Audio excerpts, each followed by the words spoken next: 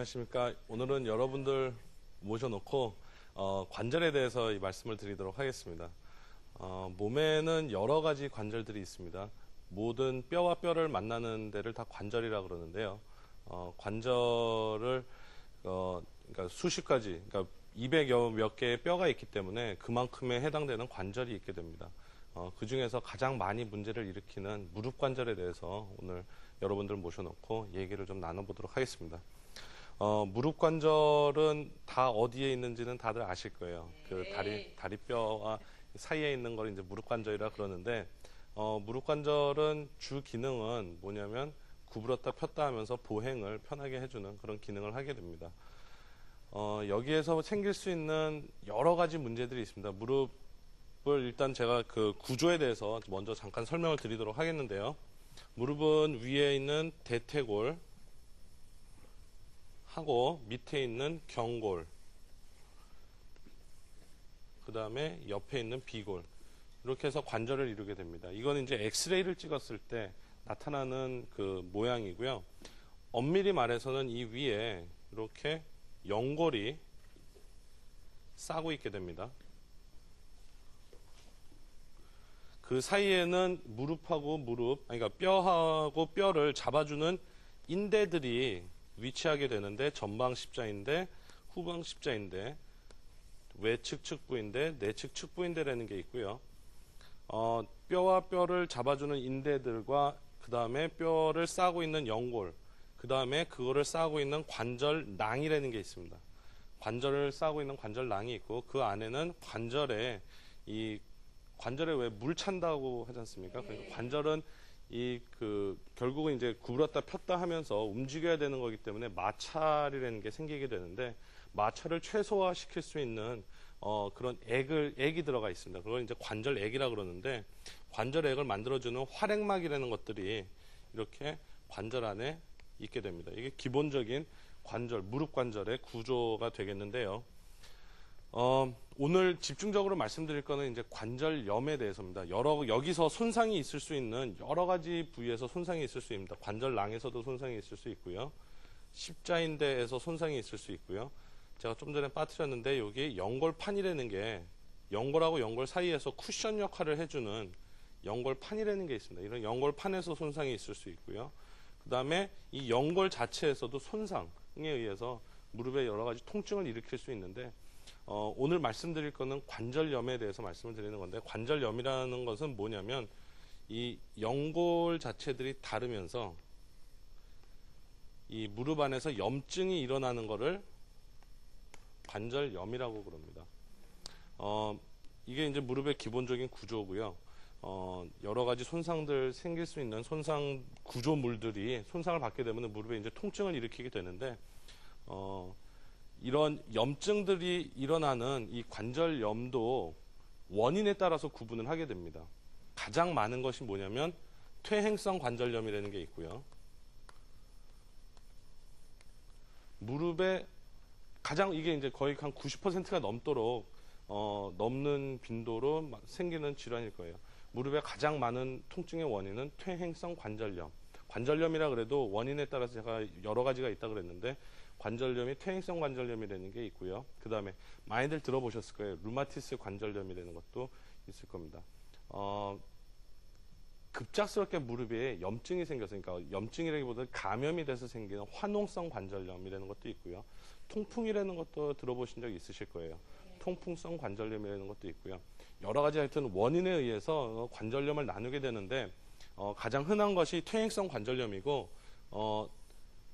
어느 정도로 흔하냐면 우리나라 인구 통계를 보게 되면은 55세가 되면은 80%가 퇴행성 관절염이 생기게 됩니다.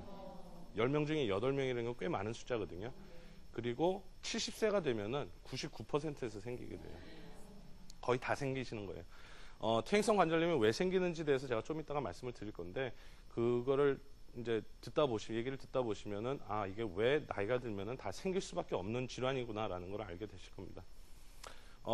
그러니까 원인에 의해서 이제 구분을 하고요. 퇴행성 관절염이라는 거는, 이제 퇴행성 관절염이 이제 무릎이 아파서 이제 병원을 찾게 됩니다. 그러면서 이제 그러면 이제 퇴행성 관절염이네요라고 얘기를 이제 연세가 조금 드시면은 한 50대, 60대쯤 되면은 무릎에 통증을 일으키는 퇴행성 관절염에 대해서 이제 병원에서 진단을 받게 되는데 가장 흔한 증상들에 대해서 제가 잠깐만 말씀을 드릴게요. 일단은 무릎이 아픈 게 가장 흔한 증상일 겁니다. 통증. 통증은 또 여러 가지가 있을 수 있어요.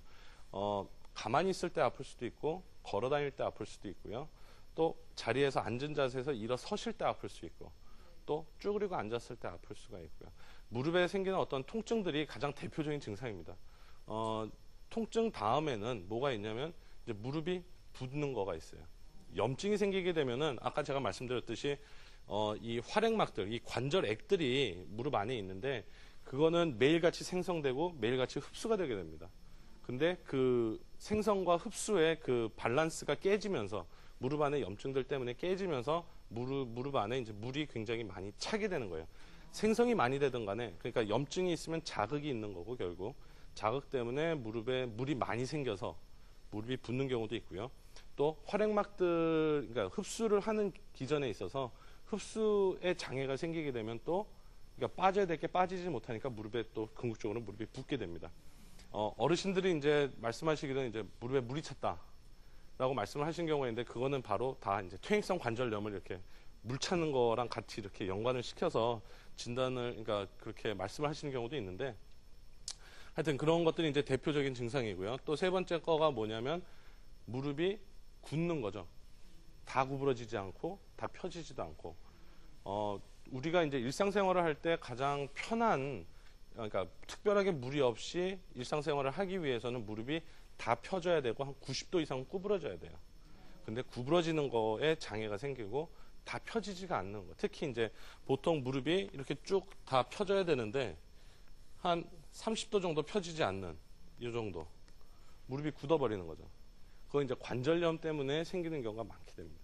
관절염 때문에 연골도 손상을 받고 활액막도 줄어들고, 그러니까 이 관절낭도 줄어들고, 그러면서 뼈들도 이렇게 골국들 같은 것들이 생기거든요. 제가 조금 이따 말씀드릴 건데 그런 것들 때문에 관절 자체가 굳는 거죠. 네 번째는 뭐냐면 환자분들이 이제 무릎에서 소리가 난다 그럽니다. 빠그덕빠그덕 소리가 난다 그러시는데 이 무릎 덮개뼈가 이 무릎에서 이제 구부렸다 폈다 하면서 근력이 약화되든 간에 아니면 그쪽을 잡아주는 인대가 늘어나서 덜렁덜렁거리면서 생기는 그런 따각따각 하는 소리는 크게 문제가 안 되는데 이 연골들이 닳아서 뼈랑 뼈랑 이렇게 마찰이 되면서 으그덕으그덕 하면서 나는 소리는 굉장히 통증도 굉장히 심할 뿐만 아니라 굉장히 기분도 안 좋고 본인이 이렇게 구부릴 때마다 뭐가 뻐그덕뻐그덕 하는 느낌이 드니까 굉장히 불안해들 하시고 많이 호소를 하세요. 이런 네 가지 증상들이 비교적 대표적인 무릎 퇴행성 관절염의 증상들입니다. 물론 여러 가지 다른 질환들에도 이제 중복돼서 나타날 수가 있는데 연세가 어느 정도 들으셨고 이런 것들이 있고 특히 무릎이 아프고 물이 차고 이런 거가 있을 때는 퇴행성 관절염이 아닌가라고 생각을 한 번쯤은 해보셔야 될 겁니다. 근데 제가 이제 그 퇴행성 관절염에 대해서 이제 그 증상들을 말씀을 드렸는데 이제 왜 생기는지 이제 잠깐만 설명을 드리도록 할게요. 두 가지라고 제가 보통 환자분들한테 설명을 드리는데요.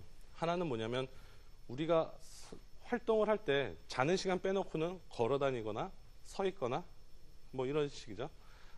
앉아 있는 시간도 많지만 물론 걸어 다니는 시간도 굉장히 많게 되는데 물리적으로 체중이 부하가 되면서 관절이 구부렀다 폈다 하게 되면은 우리가 이제 중력이라는 게 있기 때문에 그리고 마찰이라는 게 있잖아요. 결국 이게 기계인데 이것도 무릎도 연골하고 연골 사이에 이렇게 움직이면서 생기는 마찰 때문에 생기는 마모 그러니까 닳는 거예요. 쉽게 말해서는 제가 아까 말씀드린 게 이게 다 연골인데요. 보통 무릎 퇴행성 관절염은 이게 이제 안쪽이고 내측 이게 바깥쪽 외측인데 내측 쪽에 보통 많이 생깁니다. 그러면서 연골이 이렇게 두꺼워야 되는데 이게 한 최소 한 5mm에서 한 7mm 정도까지는 돼야 되거든요. 근데 여기 이렇게 얇아지는 거예요. 밑에 것도 마찬가지로 이렇게 두꺼운 게 점점 얇아지는 겁니다. 그러니까 여기는 어떻게 되겠어요? 연골이 없어지죠. 이 마모. 이게 이제 왜 생기느냐? 물리적인 효과 때문에 생기는 거예요. 우리가 쓰니까 다른 거예요. 10살 된 아기가 무릎 쓰는 거하고 쓴 양하고 70세 된 할머니가 무릎을 쓴 양하고는 차이가 있겠죠. 차이가 많겠죠. 그렇기 때문에 다른 거가 설명이 되는 거예요. 왜 연세가 많이 들면은 무릎이 많이 망가지느냐. 많이 썼기 때문에. 고생 많이 하신 분들이 나중에 가서 무릎 굉장히 많이 아파져요. 왜? 많이 쓰셨기 때문에. 그래서 미리미리 이런 강의를 하는 것도 그렇고 여러 환자들한테 제가 이제 치료를 해드리면서 주위에 쫓아오시는 분들이 있잖아요. 무릎 아껴 쓰시라고 말씀을 드리는 이유가 미리미리 예방을 하셔야 된다는 얘기예요. 두 번째는 뭐냐면 화학적인 그 연골의 손상입니다.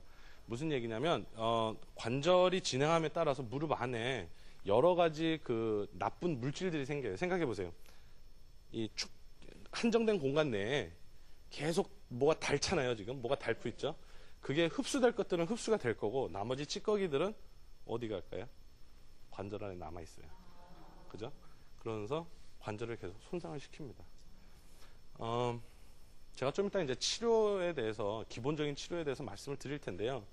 요런 것들을 다 잡아주기 위해서 잡아주는 치료를 해야지 궁극적으로 무릎의 관절염, 퇴행성 관절염을 우리가 극복을 할 수가 있고 어느 정도 예방을 할 수가 있게 됩니다. 원인까지는 여기가 됐고요. 그 다음에 이제 진단에 대해서 제가 말씀을 드릴 텐데 진단은 아까 좀 전에 제가 엑스레이 보여드린 거 엑스레이 모양으로 연골 나간 모양을 보여드린 거가 이 진단의 가장 중요한 거예요. 엑스레이. 물론 증상도 있겠지만 어떻게 엑스레이 상에서 보이느냐가 우리가 가장 연골 상태를 추정해서 미뤄서 추정해 볼 수 있는 우리가 가지고 있는 근거거든요. 물론 관절을 열어서 아니면 내시경으로 위내시경 하듯이 내시경 시술이 있거든요. 관절경이라고. 근데 내시경으로 관절 상태를 보는 거가 관절이 어느 정도 손상을 받았는지 가장 정확하게 진단 내릴 수 있을 거예요. 근데 그거는 이제 마취를 하고 구멍을 뚫고 뭐 내시경 시술을 해야 되기 때문에 그렇게 알 수 있는, 그러니까 진단을 그렇게 할 수는 사실 굉장히 어렵고 가장 보편적으로 할 수 있는 건 기본적인 일반 엑스레이 촬영입니다. 엑스레이 촬영을 할 때 대부분의 경우 그러니까 관절에 대해서 잘 이해를 못하는, 물론 잘 이해 못하는 정형외과 의사들은 거의 없어요. 다들 그거만 이제 공부를 많이 하니까. 근데 중요한 건 뭐냐면 엑스레이를 찍을 때 서서 찍어야 된다는 거. 보통 누워서 많이 찍거든요. 무릎 사진 찍을 때. 근데 서서 찍어야지 무릎이 어느 쪽으로 해서 어떻게 눌리느냐를 잘 파악을 할 수가 있어요. 그래야지 연골이 얼마만큼 그 자연적인 상태에서 닳고 있는지를 알 수가 있고 어느 정도 닳았는지를 알아야지 진단이 되는 거거든요. 이게 이제 무릎 관절경 제가 잠깐 말씀드릴 텐데 관절경을 들어갔을 때 무릎 그러니까 연골인데요. 연골 상태를 보면은 아주 다들 사골 그러니까 국 같은 거 끓이실 때 무릎 연골 그러니까 그 하얀색 연골 보신 적 있으시죠? 그게 바로 연골이에요. 보시기에 이렇게 뭐 점점 그러니까 뭐가 움푹 파여 있거나 이런 것들은 아마 못 보셨을 거예요. 다 깨끗한 것들만 보셨을 거예요. 저도 어머니가 하실 때 보면은 굉장히 다들 깨끗한 것들밖에 안 보였는데 그런 것들을 생각하시면 돼요. 그게 굉장히 건강한 무릎의 연골 상태입니다. 이게 파인 것도 없고 매끈매끈한 그 면을 가지고 있어요.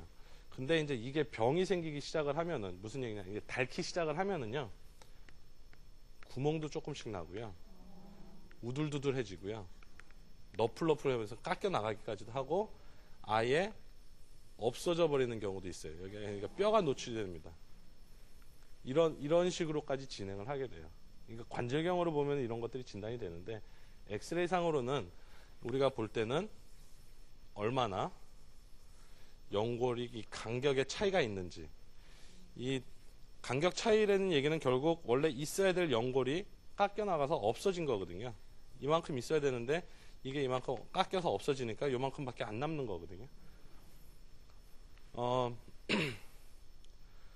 이러면 이제 관절에 대해서 이제 기본적으로 엑스레이 가지고 보통 이렇게 진단을 한다라는 것까지 말씀을 드렸는데 이 엑스레이의 차이 가지고 이제 얼마나 병이 진행했는지를 판단을 할 수가 있어요.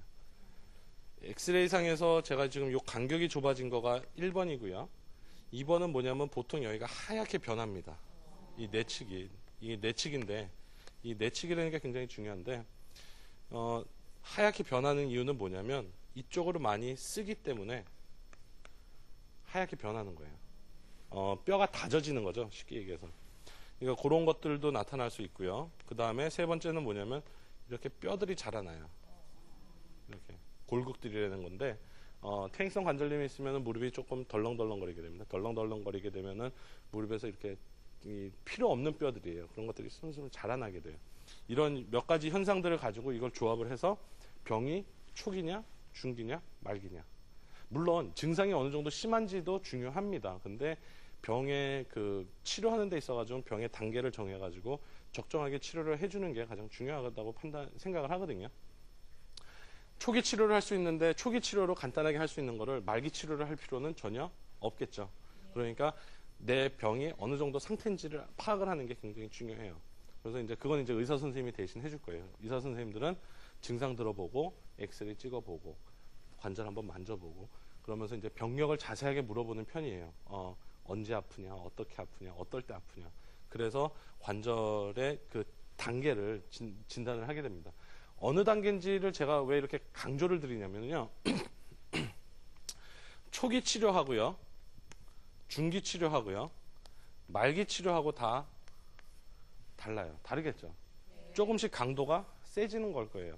그래서 초기 치료에서 할 수 있으면 초기 치료를 막으셔야 되고 초기가 이제 하다가 중기로 넘어가게 되면 중기 치료를 해야 될 거고 중기 치료를 했는데도 효과가 없으면 결국 궁극적으로 말기 치료까지 가야겠죠. 근데 여기서 일로 넘어가지 않는 거 각 단계에서 다음 단계로 넘어가지 않게끔 하기 위해서 여러 가지 하는 것들이 있어요. 치료들을. 그러니까 그런 것들은 제가 조금 이따가 말씀을 드릴 텐데 그런 것들에 굉장히 주의하셔야 된다는 얘기예요.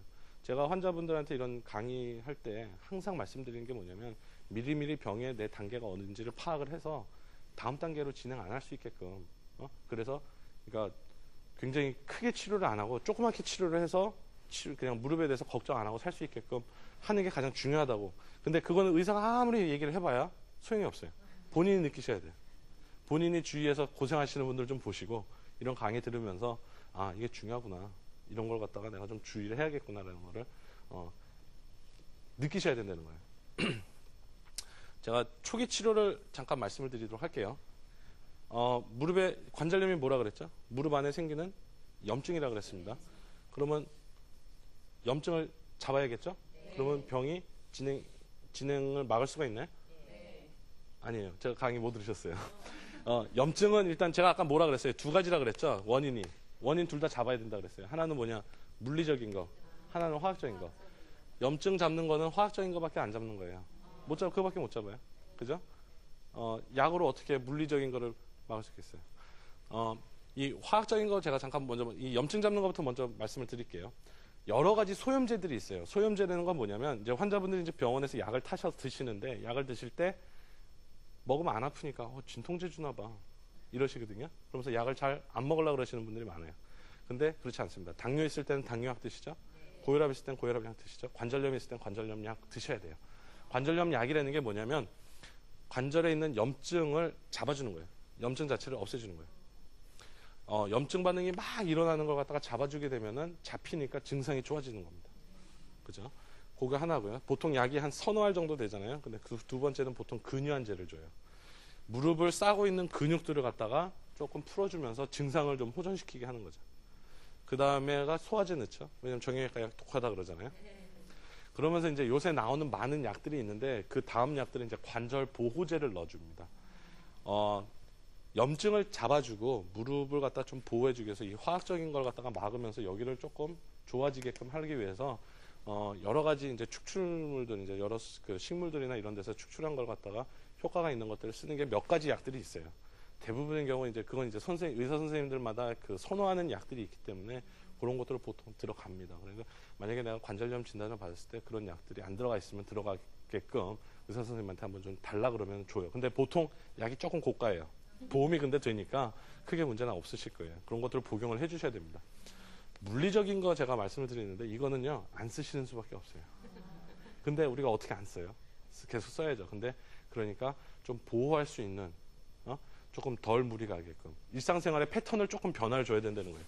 정형외과 질환이 치료하기가 비교적 수월하지 않은 게 환자분들이 해야 되는 게 너무 많아요. 의사들은 그냥 약 드세요. 물리치료 받으세요. 운동 이렇게 하세요. 말만 하면 되는데 그걸 실천해야 되는 거는 환자들이기 때문에 그만큼 환자분들이 많이들 힘들어하십니다. 근데 그게 굉장히 중요해요. 난 운동을 해야 돼. 관절이 있대. 운동해야 돼. 그거 아니거든요. 아끼셔야 돼요. 엘리베이터 있으면 엘리베이터 타시고 에스컬레이터 타시고 버스 타시고 택시 타시고 전철 타시고 일부러 걸어 운동해야지 걸어가 아니에요. 운동 굉장히 안 좋습니다. 왜? 쓰면은 쓸수록 망가지니까요. 그죠? 그러니까 무릎을 충분히 보호를 해주셔야 된다는 얘기예요. 또 하나는 뭐냐면 무릎에 있는 근육들을 강화시키는 운동 치료를 해줘야 된다는 얘기예요.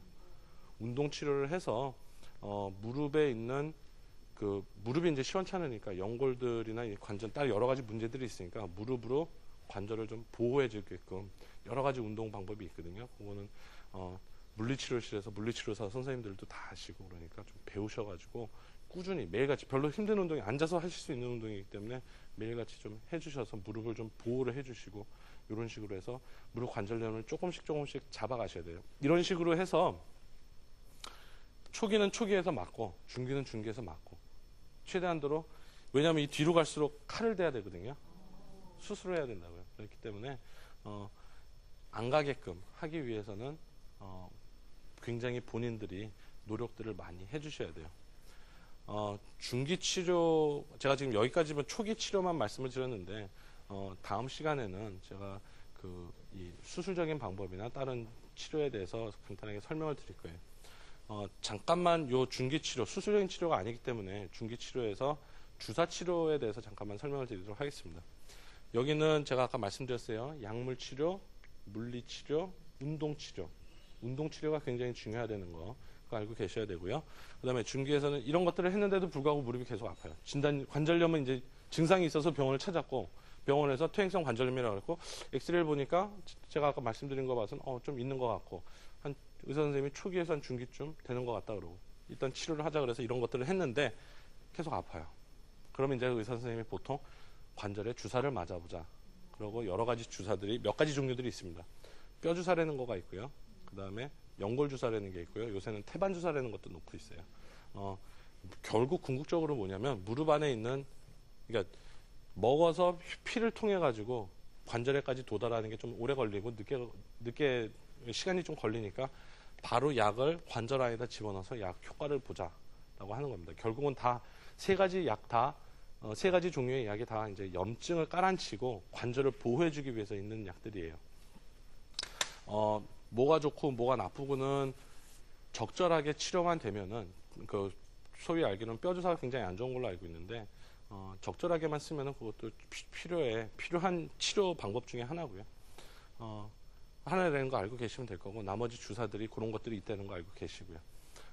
오늘 제가 관절염에 대해서 기본적으로 간단하게 무릎의 관절의 구조, 병이 왜 생기는지, 어떻게 진단을 해야 되는지, 어떻게 치료를 해야 되는지 초기 치료에 대해서 제가 설명을 드렸습니다.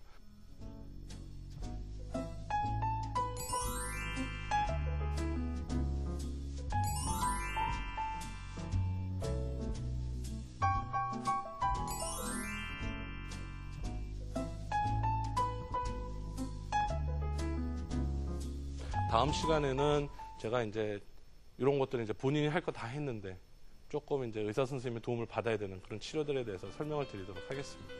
네, 경청해 주셔서 감사합니다.